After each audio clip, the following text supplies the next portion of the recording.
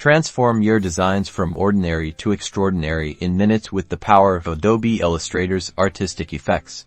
Let's start with a basic shape, like this rectangle. We'll begin by selecting it, then head up to the Effect menu in the top toolbar, click on it, and a drop-down will appear. Scroll down within the Effect menu, and you'll find Artistic. Hover your mouse over it, and a submenu will pop out, revealing a bunch of different artistic effect options such as colored pencil, cutout, dry brush, and many more.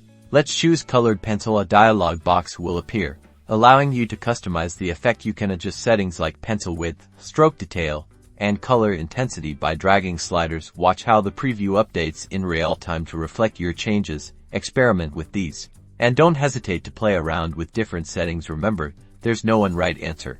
Now, let's try another effect. Let us apply dry brush. You will see the menu again, where you can fine-tune the brush size, brush detail, and texture. See how tweaking these parameters gives a significantly different result.